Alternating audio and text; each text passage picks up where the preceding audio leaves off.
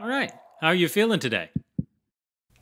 Hi, my name is Jim Dolly. I'm a practicing emergency physician and the founder of the White Coat Investor. The White Coat Investor is the most widely read, physician-specific personal finance and investing website in the world.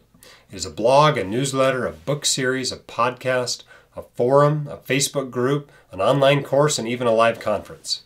All of it is dedicated to helping those who wear the white coat get a fair shake on Wall Street. Essentially, I want doctors to be financially successful because I believe that reducing financial stress reduces burnout, divorce, and suicide, and even improves patient care. A doctor who doesn't have to worry about money can concentrate on her patients, her family, and her health. Today we're going to talk about 5 things I wish I had known about paying for medical school. Medical school was expensive 20 years ago when I enrolled, but is dramatically more expensive today. In-state tuition at my school has gone up 4 times in those 20 years, while physician incomes have only doubled. The squeeze between those numbers is very real and particularly felt by young doctors. Just becoming a doctor is no longer enough to guarantee financial success. The first thing I wish I had known about paying for medical school is the key to paying off student loans. That key is encompassed in 4 words: live like a resident. That means you need to do well in medical school and match into a residency to start with. The non-match rate has been climbing, and some doctors end up with an MD, hundreds of thousands in debt, and no job. That's a serious financial catastrophe. So make sure you do well in school and match into a residency. It also means that you stop borrowing money when you graduate from medical school. Some doctors just keep borrowing money during residency so they can live like attendings. That's not going to work out well. You must learn to live within your means as a resident, and preferably even start saving money on that salary. Residents get paid about $60,000 a year, the median U.S. household income. If you can't save on that, how do you expect most Americans to be able to do so? But mostly, live like a resident refers to that most important year in the financial life of a doctor, the year you leave residency. In that year, you are used to living on $60,000, but you are earning $150,000, $200,000, $300,000, or more $1,000 a year. If you will simply keep living on $60,000, you can take the difference between what you earn as an attending and what you made as a resident and throw it at your loans. Even $300,000 in student loans doesn't last long when you're throwing $10,000 a month at it. This is the key to paying off student loans, and really to becoming the rich doctor your friends, family, and patients already think you are. I'm not saying you have to do it forever, but if you will live like a resident for 2 to 5 years after residency, that will make up for nearly any other financial mistake you can make in your life, including the ones you have already made. The second thing I wish I had known is that a certain amount of medical school debt is no big deal, but that a lot of debt is absolutely crushing to your soul and your finances. As a medical student, it all feels like monopoly money. You probably borrowed more in your first year than you have ever made in your entire life.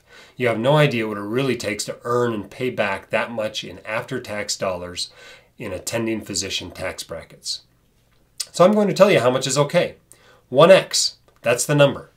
If you can finish residency owing less than 1x or 1 times your gross salary, that's okay. You can knock that out very quickly. If you throw 1/3 of your newfound attending income at that debt for 3 years, you will pay for school in less time than you spent in school. As that ratio moves toward 2x, meaning you owe twice as much as your gross salary, things become much harder. Now you might have to put fully half your income at the debt for 5 years. As you move toward 3 to 4x, we're talking about spending half your career living like a resident just to pay for school. And beyond 4x, this is pretty much impossible. If the only way for you to become a professional, whether that is a physician or a vet or an attorney or a nurse or whatever, is to borrow 4x your eventual income, that is not a good investment. You should not do that. You will dig yourself into a hole where your only option is to throw yourself on your fellow taxpayer and beg for mercy. Do not assume that you'll be able to get rid of that sort of debt using public service loan forgiveness or similar programs. They are far too legislatively tenuous to make that kind of a bet. So if you're looking at a potentially high debt-to-income ratio, it would be best if you could do something to adjust that ratio. That might mean avoiding a low-paying specialty. I know it sounds like blasphemy. This is your dream. You're supposed to do what you love. But guess what? If you borrowed $600,000 to go to school, you can't afford to be a pediatrician, much less a veterinarian. You just can't. You already closed that door when you chose to borrow that much. The other side of the ratio is keeping that debt level down. That means living frugally. This isn't the time for expensive vacations or restaurants. If you're married, send your spouse to work. If you're not, get roommates or live at home to cut expenses. Buy used books and equipment and only what is absolutely necessary. Remember that everything you buy really costs 3 times what the sticker says. The third thing I wish I'd known about paying for medical school is you don't have to take out all of your loans in August. It only takes a couple of weeks to process a student loan, so you can wait until later in the year to borrow money for the second semester. In fact, some students put their expenses on 0% credit cards for up to a year, and then take out the student loan to pay off the credit card. That 6 to 7% interest starts ticking as soon as you take out the loan, so delay that date as long as possible to minimize the size of your loans. The fourth thing I wish I had known about paying for medical school is that there are scholarships for medical school. While they are much less common than undergrad scholarships, they still exist and should be applied for. I keep running into medical students on full-ride scholarships that I didn't even realize existed when I was a student. In fact, the White Coat Investor now has a scholarship program that you can apply for each summer. Last year we gave out over $60,000 in cash and prizes. The last thing I wish I had known about paying for medical school is that many scholarships are misnamed. For instance, the Military Health Professions Scholarship Program and the National Health Service Corps Scholarship Program. These aren't really scholarships. It would be better to call them contracts. In essence, you are getting money now in exchange for working for these organizations later.